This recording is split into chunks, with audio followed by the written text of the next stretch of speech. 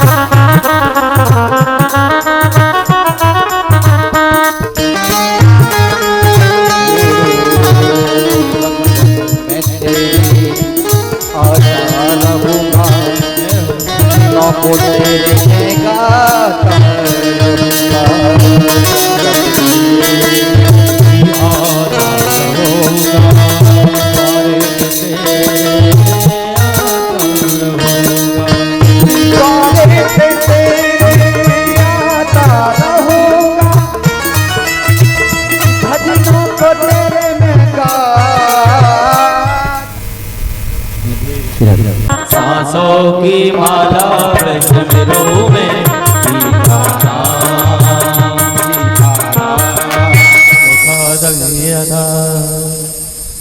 मन में बसा कर तेरी मूर्ति उतारो मैं गिरधर तेरी आरती मन में बसा कर तेरी मूर्ति उतारो मैं गिरधर तेरी आरती में बसा कर तेरी मूर्ति उतारो मैं गिरधर तेरी आरती में बसा कर तेरी मूर्ति उतारो मैं गिरधर तेरी आरती तेरी आरती तेरी आरती में बसा कर तेरी मूर्ति उतारो गिरधर तेरी आरती करुणा करो कष्ट हरो ज्ञान दो भगवन भगवती नाम में करुणा करो कष्ट हरो ज्ञान दो भगवन भगवती नाम दर्द की दवा तुम्हारे पास है दर्द की दवा तुम्हारे पास है जिंदगी नया की भीख मांगती मन में बसा कर तेरी मूर्ति उतारो मैं गिरधर तेरी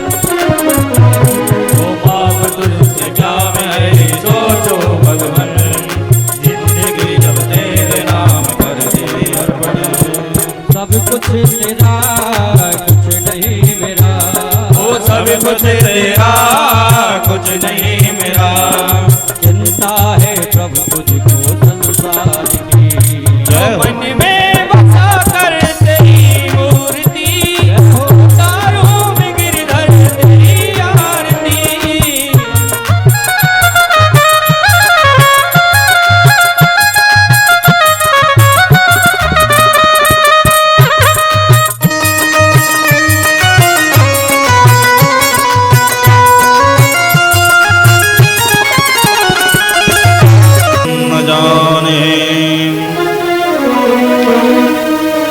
लोकाभिरामं रणराङ्गधीरं राजीवनेत्रं रघुवंशनाथं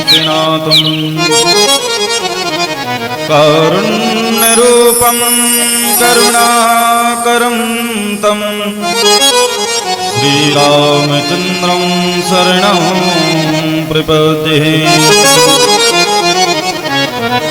मनोजवं मारुततुल्यवेगं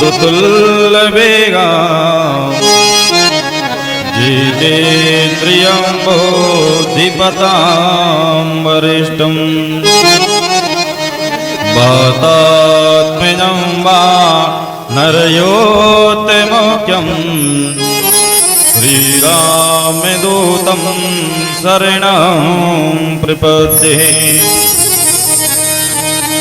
कर्पूरगारं करुणावतारं परात्पर अखिलेशन अकारण करुणालय भक्तवांचित कल्पतरु श्री तुलतुत बिंदत पीतांबरधारी श्री लाल कन्हैया जी की, मेरे ठाकुर जी की वांग्मय प्रस्तुति स्वरूपा श्रीमद्भागवत महापुराण आज आपके ग्राम चकरा में चतुर्थ वर्ष है और हम और आप श्री गुरु महाराज और भगवान शंकर जी की छत्र छाया में बैठ करके हम वाचन कर रहे हैं और आप सुन रहे हैं। सर्वप्रथम शंकर भगवान के चरणों में प्रणाम करते हुए और गुरु महाराज जी के चरणों में प्रणाम करते हुए, और आज तो बड़ी खुशी है क्योंकि हमारे पिताजी भी आए हैं। हाँ, और जो पिता तुल्य हमारे भैया जी हैं। आप कहो कि हमारा डिफरेंस ज्यादा है। देखो, आत्मा का मिलन जहां होता है ना, वहीं रिश्ता पक्का होता है। तो ऐसे हमें कोलरस से पधारे हैं।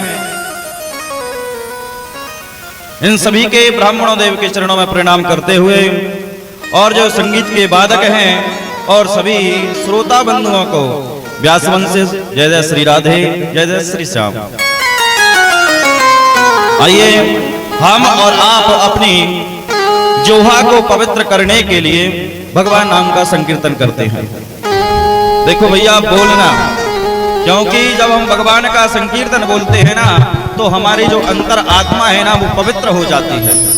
और जब हम पवित्र होकर के कथा सुनते हैं ना, तो अलग ही प्रभाव रहता है। और ताली भी अवश्य बजाना, क्योंकि ताली जब बजाते हैं ना, तो ताली बजाने से जो हमारे पाप होते हैं वो उतर जाते हैं। भैया, जिसको पाप उतारना है वो बजाओ, और जिसको नहीं उतारना वो मत बजाओ। अच्युतम के शिवम कृष्ण दामोदरम राम नारायणं जानकी वल्लभं अच्युतम केशवम कृष्ण दामोदरम राम नारायणं जानकी वल्लभं अच्युतम केशवम नारायणं जानकी वल्लभं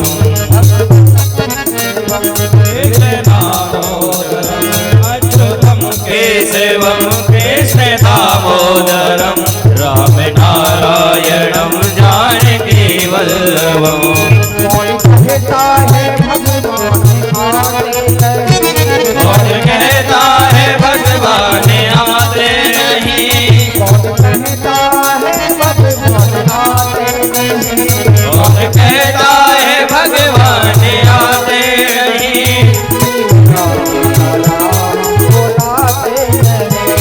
हीरा के नारा हम बुलाते नहीं। अच्युतम केशवम कृष्ण दामोदरम राम नारायणं जानकी वल्लभं।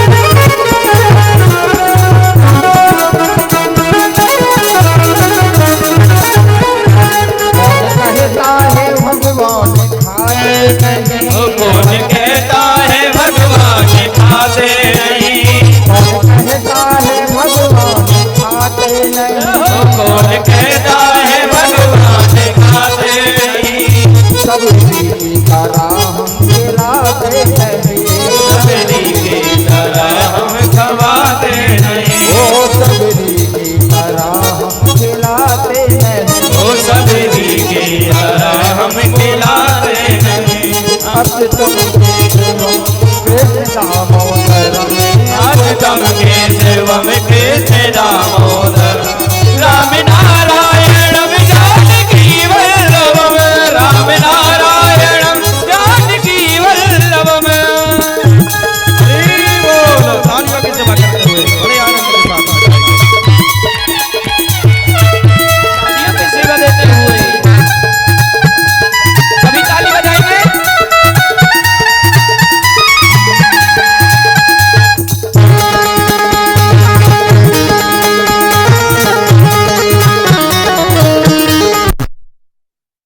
अच्युतम केशवम कृष्ण दामोदरम राम नारायणम जानकी वल्लभम राम नारायणम जानकी वल्लभम। कौन कहता है भगवान नाचते रहे कौन कहता है भगवान आते नहीं। कौन कहता है भगवान नाचते नहीं कौन कहता है भगवान नाचते नहीं।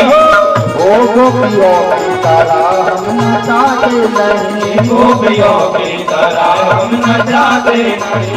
नारायणम जानकी वल्लभम राम नारायणम जानकी वल्लभम।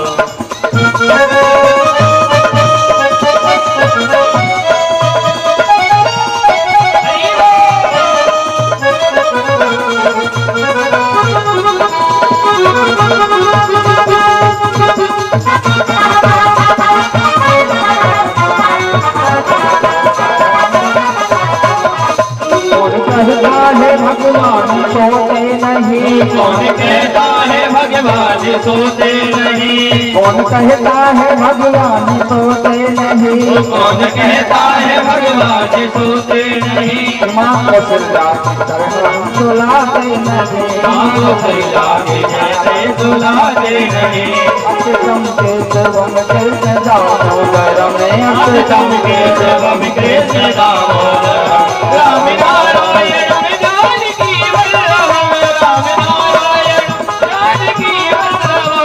कौन कहता है भगवान हंसते नहीं। कौन कहता है भगवान हंसते नहीं कौन कहता है भगवान हंसते नहीं। कौन कहता है भगवान हंसते नहीं केवल की तरह हम हंसाते नहीं। केवल की तरह हम हंसाते नहीं अच्युतम केशवम कृष्ण दामोदरम राम नारायणम जानकी वल्लभम। अच्युतम केशवम कृष्ण दामोदरम राम नारायणम जानकी वल्लभम। कौन कहता है भगवान गाते नहीं। कौन कहता है भगवान गाते नहीं हम गावे करे हम गवाते नहीं। हम गावे करे हम गवाते नहीं। अच्युतम केशवम कृष्ण दामोदरम राम नारायणम जानकी वल्लभम। अच्युतम केशवम कृष्ण दामोदरम राम नारायणम जानकी वल्लभम राम नारायण चंदन से आए थे ना वो सफेद बिल्कुल। हाँ। ऐसे भूतों की कल बारात आई और आज हम और आप कृष्ण जन्म का प्रसंग सुनेंगे बड़ी सुंदर। दूसरी सुखदेव जी महाराज कहते हैं जब व्यक्ति के पास में सब कुछ आ जाता है ना तो परमात्मा को भूल जाता है। भैया रसिक तो ऐसे होते हैं जैसे हमारे खैरौना से रावत जी पधारे हैं। हाँ, यदि किसी को पता चल जाता है कि महाराज कि वहां पर कथा हो रही है तो पता है रसिक दौड़े दौड़े चले जाते हैं।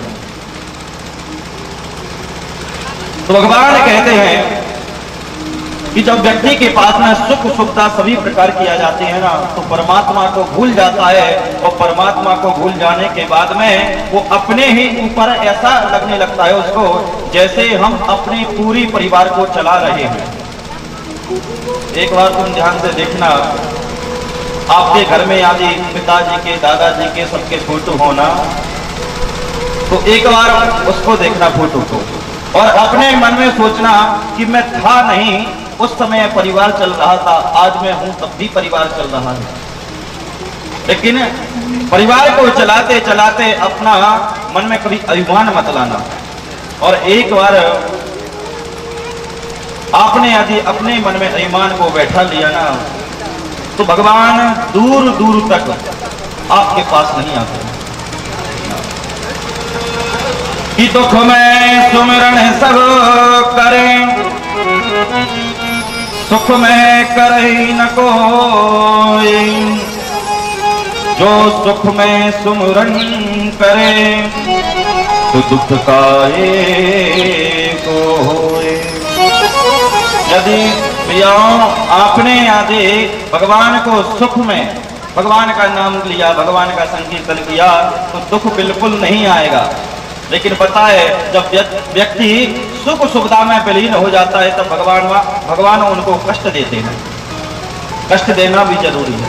हाँ, क्योंकि यदि भगवान कष्ट नहीं देंगे ना तो व्यक्ति सब कुछ भूल जाएगा। जिस प्रकार से नमकीन के साथ में मीठा जरूरी है, उसी प्रकार से सुख के साथ में दुख भी जरूरी है। और सुखदेव जी महाराज कहते हैं कि यदि व्यक्ति जब सुख में भगवान को बसता है ना तो भगवान उस पर जल्दी प्रसन्न होते हैं। एक त्रिकूट पर्वत था। त्रिकूट पर्वत पर एक गज रहता था और स्वयं बलवान हो तो वो तो मदमस्त हो ही जाता है, जैसे हम और आप भी हो जाते हैं। जैसे हमको धन मिला, सुख मिला और परिवार बढ़ा तो पता है जिसने गलती भी नहीं की ना उसी के पास में लठ जाके टिका देते हैं महाराज। जैसे हमारी भाषा में दादागिरी बोले। हाँ, उसी प्रकार से गजेंद्र था। गजेंद्र के 50 पत्नियां थी और 150 बालक थे। इतना अभिमान आ गया कि अपने आप को सर्वस्व समझने लगा। तो भगवान कहते हैं जो अपने आप को सर्वस्व समझने लगता है ना तो एक बार में उसका ईमान दूर करने अवश्य जाता है। गजेंद्र जब जंगल से निकलता है तो छोटे छोटे जीव जंतु थे ना उनसे कहता है यदि कोई आपको प्रॉब्लम हो, कोई कष्ट हो तो आप मुझे बताना, क्योंकि मैं आप सभी का राजा हूं और आपको किसी ने कष्ट पहुंचाया तो अच्छा नहीं होगा। जिसने अपने मन में मैं ले लिया ना वो भले कहे महाराज मुझे अभिमान नहीं है, लेकिन वो उसको पहले ही अभिमान है, क्योंकि उसने मैं शब्द का उपयोग कर लिया। तो गजेंद्र मनमस्त होकर के जंगल में भ्रमण करता। एक दिन एक सरोवर के निकट से निकल रहा था।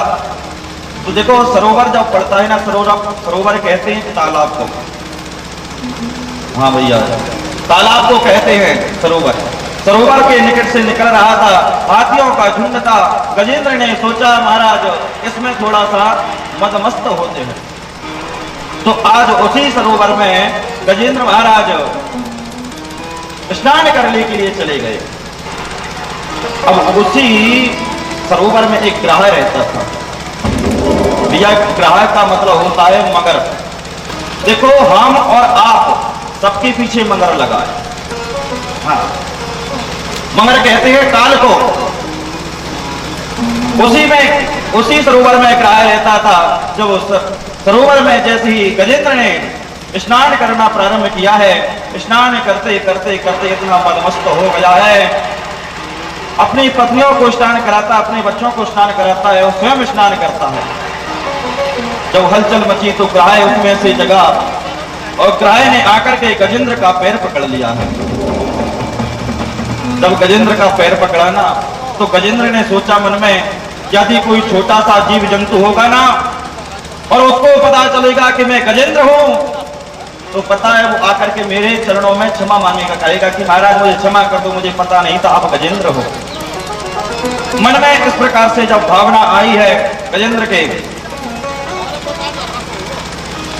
एवं देशतो विद्यां समादाय मनोहृति जजाप परमं जाग्यं प्रागजन्मानुशिक्षितम्। भैया जब गजेंद्र के मन में इस प्रकार से आया है तो गजेंद्र ने उससे कुछ नहीं कहा। जब पता है जो ऊपर का जंतु होता है पृथ्वी का, उसमें पृथ्वी पर आते ही उसकी शक्ति बढ़ जाती है, और जो जीव जंतु होता है ना जल में रहने वाला, उसकी जल में शक्ति बढ़ती है। तो बताए ग्राहा उनके खून को पीता गया और गजेंद्र को अंदर गहरे पानी तक में ले गया है। जो पानी में ले गया है गजेंद्र को ग्राहा, तो गजेंद्र ने सोचा है यह मुझे कोई छोटा मोटा मालूम नहीं पड़ता है, बड़ा कोई जीव है। उसने बहुत प्रयत्न किया बाहर निकलने का, लेकिन नहीं निकल पाया। तो अपनी पत्नी को बुलाता है, जजाप परमं जाभ्यम, ओ पत्नी आओ, हमने और तुमने तो कसम खाई थी एक साथ रहने की। आज मेरे प्राण संकट में है, मेरी रक्षा करो। जो कहा तो 50-50 पत्नियां एक साथ में एक से एक सूड़ लगा करके खींचने लगी गजेंद्र को। लेकिन पता है जिसको काल ने पकड़ लिया वो किसी से खिंच सकता है क्या? नहीं खिंच सकता। तो पत्नियां भी परास्त हो जाती हैं। पत्नियां जब परास्त हो जाती है ना महाराज, तो पति से कहती है महाराज तुम तो खिंचती नहीं, अब हमें कोई दूसरा काम नहीं है क्या? और ऐसे कहकर के वो भाग जाती हैं। तो गजेंद्र ने सोचा जब मेरी पत्नी चली गई तो बच्चे तो मेरा साथ देंगे, क्योंकि बच्चे मेरे ही अंश हैं। मैंने उनको कैसे कैसे पाला है, मैंने उनको छोटे छोटे देना सबसे उनको अपनी गोद में लेकर के पाला है, और पता है थोड़े बड़े हुए कंधों पर बैठाया है। क्योंकि पता है व्यक्ति को पता नहीं चलता जब तक उसके कंधों पर बोझ नहीं आता है। पिता का वो महत्व नहीं समझता है। पिता का महत्व जब समझता है जब खुद में आता है। उसी प्रकार से आज गजेंद्र ने अपने पत्नियों से कहा, पत्नियों ने कष्ट से निवृत्ति नहीं दिलाई, अपने पुत्रों से कहा, पुत्रों ने नहीं दिलाई। तब जाकर के उसने भगवान का बड़ा ही सुंदर सोदंत सरोबले गृहीत्वा आभूषे घरद्वारं उच्चेत संवदे करं ग्रमाय कृष्णाखिल गुरु भविष्य। गजेंद्र ने ही बड़ी स्तुति की है, और कहते हैं कि जो इस गजेंद्र स्तुति की प्रतिदिन पाठ करता है उसके घर में कभी पितृदोष नहीं लगता है। हाँ भैया, यदि आपको पितृदोष से बचना है ना तो गजेंद्र मोक्ष का प्रतिदिन पाठ प्रारंभ कर दीजिए। गजेंद्र भगवान ने बड़ी स्तुति की, लेकिन स्तुति में बस एक संकट उत्पन्न हो गया, तो किसी का गजेंद्र ने नाम नहीं लिया। अब भोले बाबा सोच रहे हैं कि भैया मेरा ही नाम ले लेते, मुझसे भोले कह देते, बम बम कह देते, हर हर कह देते, कुछ कह देते, तो मैं गजेंद्र को बचाने के लिए चला जाता। तो दुर्गा जी ने कहा भैया मेरे भी अनेकों अनेक नाम हैं, यदि मुझसे ही कोई कह देता मैं चले जाता। और ब्रह्मा जी ने कहा भैया हमसे भी कोई कह देता तो हम भी बचाने के लिए चले जाते। लेकिन जब कहते हैं कि जब कोई का नाम नहीं होता, जो वो मेरे नारायण का नाम होता है, तो नारायण ने देखा कि भैया अपने अपने नाम लेने में सभी व्यस्त हैं, ऐसा करता हूं गजेंद्र को उबारने के लिए मैं ही जाता हूं। आज भगवान ने नारायण ने गरुड़ को बुलाया है, गरुड़ से कहा है हे गरुड़, एक मेरा भक्त गजेंद्र है, उसको बचाने के लिए जाना है। तो गरुड़ के मन में भी अभिमान आ गया कि देखो तो सही,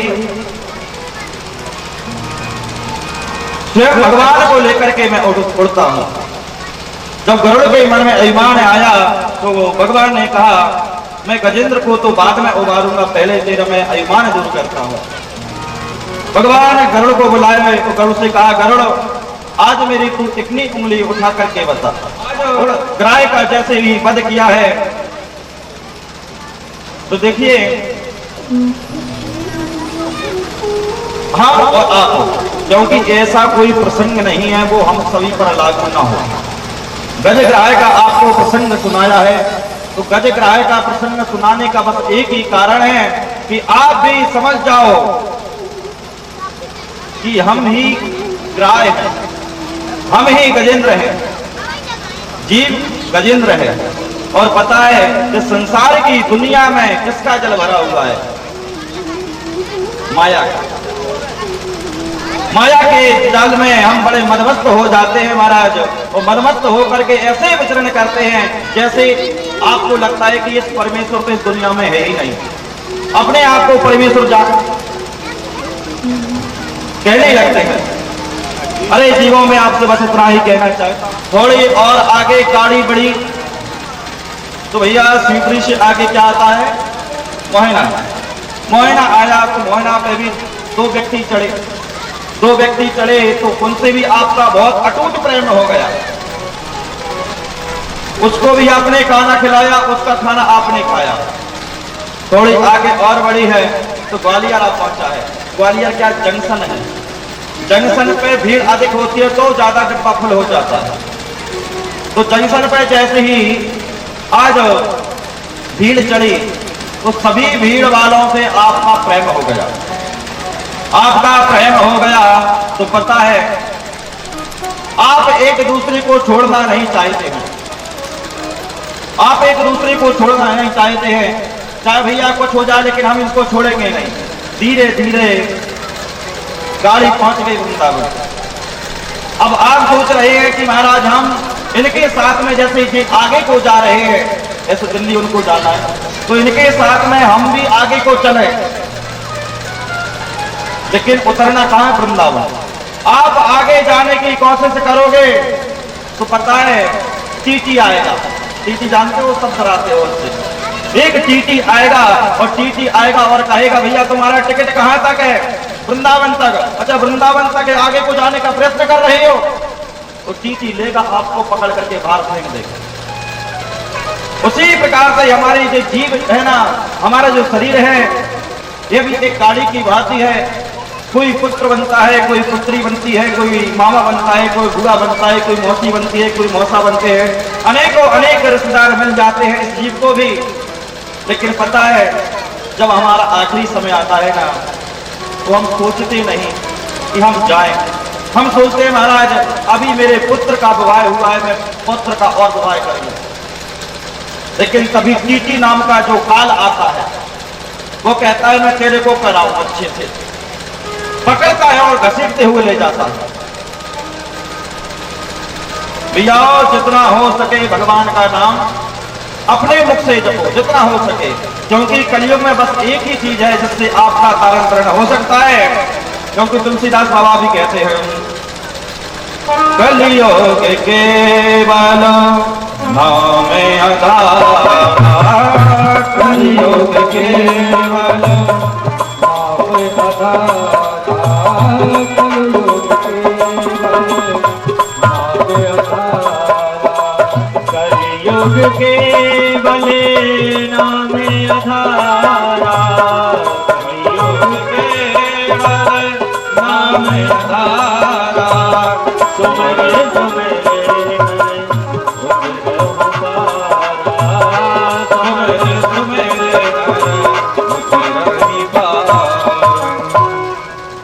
तुलसीदास बाबा कहते हैं इस संसार की माया जाल रूपी इस दुनिया से पार होने वेद जग नर करही,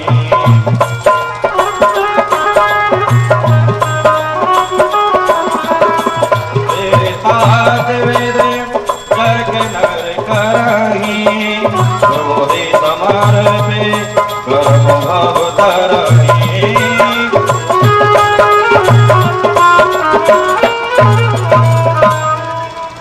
त्रेता युग में सभी जो नर नारी थे तो पता है क्या करते थे? यज्ञ करते थे, यज्ञ करते थे।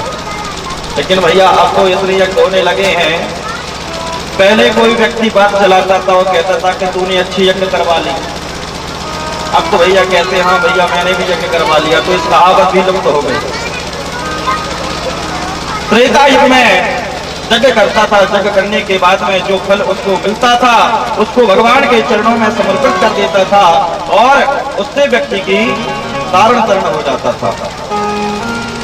त्रेता के बाद में द्वापर आया, तो द्वापर युग में द्वापर करे राघो पदि पद पूजा, द्वापर करे राघो पदि पद पूजा, द्वापर करे राघो पदि पद पूजा, नर भव तराहि उपाय न दूजा, नर भव तराहि उपाय न दूजा।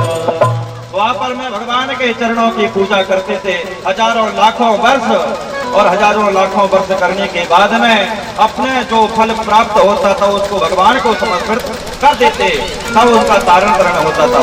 लेकिन कलयुग में मेरे तुलसीदास बाबा ने तो बहुत सरल उपाय बता दिया है। जो टॉनिक है ना बहुत अच्छी दे रखी है, तो उस दवाई को हर कोई व्यक्ति ले सकता है। कलियुग केवल हरि गुण गावा, कलियुग केवल हरि गुण गावा, पावत नर पावई भव पावत नर पावई भव पाव। कलयुग में तो इतना सरल उपाय बता दिया था कि महाराज बस भगवान का भजन करते चलो और इस भाव से बेड़ा पार आपका होता चला जाएगा। क्योंकि और भैया ऐसा नहीं करने कि कभी कभी लेना वरमूले तु गोविंद प्रभाते कर दर्शनम। ब्रह्म मुहूर्त में उठो और अपने हाथों को मलो, हाथों को मल करके अपने हाथों को दर्शन करो, क्योंकि एक दिन और बताया था कि अपने हाथों में भगवान का वास होता है।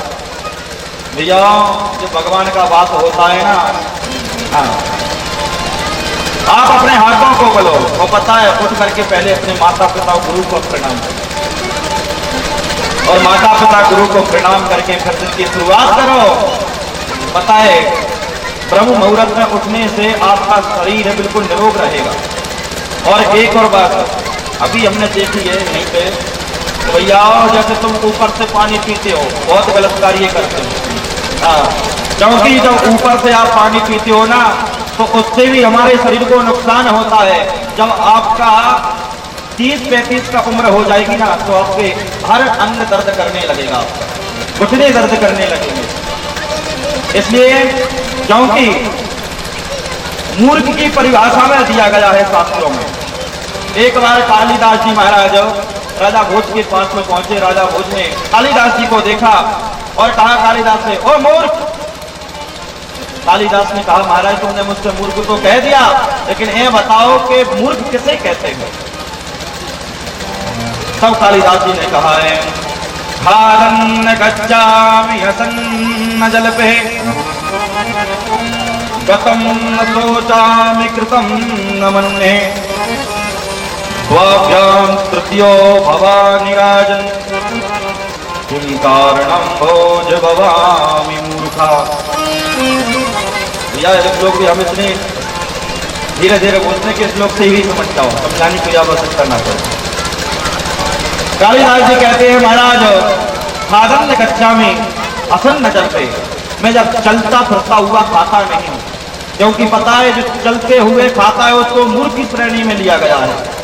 और जैसे कल बताया था गिद्ध भोजन वो तो बिना चल पे हो ही।